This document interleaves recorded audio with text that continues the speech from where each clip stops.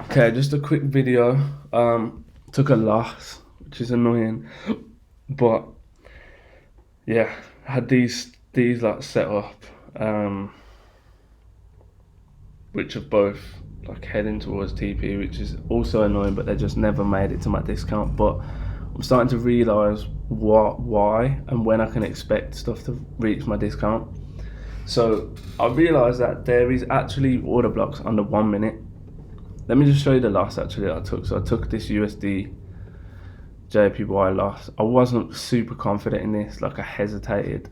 You see when price tapped in here, I hesitated there. I hesitated again here. I was just like, I'm not sure about this position, man. And as this big candle came down, I hopped in and I jumped in like here, and it just crashed straight through. And um, yeah, it was stress as well because I was using.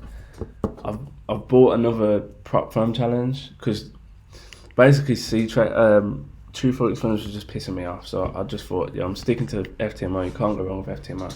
So I bought an FTMO 35k account, and yeah, today I just tried to market execute on both accounts. So I was like, had my phone here for the C trader, and I had the MT4 on the laptop, and it was fucking stress, man. It was so stressful. But yeah, I wasn't super confident in this. It was kind of counter trend. I just thought I might be able to just hop in this while we ride it to this 5 minute demand zone up there. But yeah, we got ripped. Don't know if this is making a reversal now, but I wouldn't. Yeah, don't know. I don't think I'm gonna jump in this again. I learnt my lesson not to take frigging the same trade twice, and this is counter trend. I'm not gonna jump in that. But anyway, it's a shame with these, but I'm just gonna show you why these actually never made it to my deep discount. It was quite a far-fetched idea anyway. Let me just delete that. But I actually know the reason why now, and it's good because I can start knowing what, like I can manage my expectations with things a lot better now. So, for example, there is 1 minute order blocks, right? So this would be the trade here. So we've got a 5 minute order block there. Here's the swing low. So realistically, I could have potentially, I would have been more realistic getting in around there. But you know, I always like to cover the swing low because every time I don't cover it, it's a problem, and I start wishing that I did cover it. And it's the same here. Look, cover the swing low. And yeah, I would have been tapped in if I didn't cover that extreme. But I'm realizing that there's 1 minute order blocks. So like normally I would make an order block, like look at this one. If you look at this 5 minute order block, it's actually not surrounding anything. And normally it'd be like that or like covering this. But what I've realized is that if you go deeper, there's actually a refined place that you can place your order block inside this 5 minute, because here there's a glaringly obvious 1 minute order block which lines up with the 5 minute as well. And yeah, it tapped in beautifully. Now you could be looking at this thinking, why the hell didn't you enter?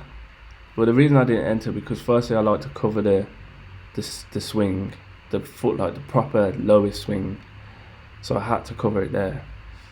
And also I noticed that there's a 1 minute order block here which still hasn't been tapped into. Kind of like the area has been tapped into, but yeah, at the same time this was far-fetched. I just thought, you know what, maybe it's going to come super deep into this, and it did come relatively deep into it. Hindsight, if I would have saw EU make the move first, then I probably would have jumped in a bit, like, do you know what I mean? I would have jumped in there. But it was GU that made the move first and now pushed up. And then saw GU do it, and I knew EU was going to do it. I just absolutely knew it, but I couldn't compromise. I didn't feel comfortable compromising with my zone. So, like, I was waiting for price to come here.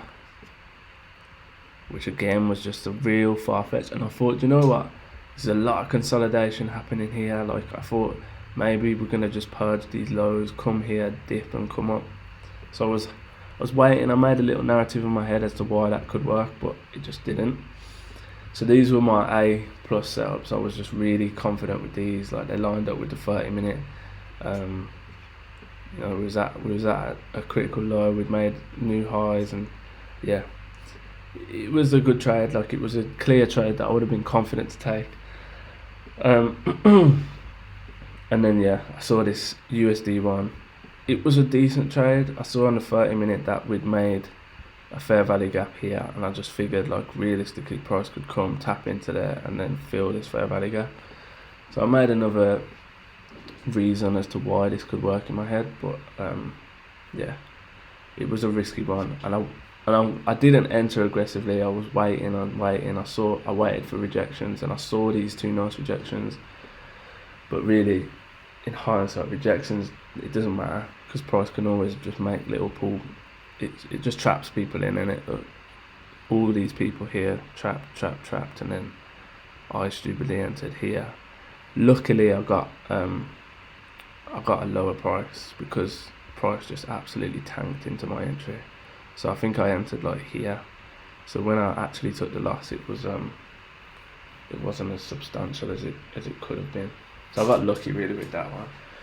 But yeah, I guess this is just another thing as to if I'm not 100% confident in the trade, I just shouldn't take it, because I guess part of me just knew that I'd missed these two, and I was just like, fuck it, let me see if I can just get in it USD. And it's just rookie mistakes. I don't need to be making those mistakes, really. So yeah, yeah, that's the end of that.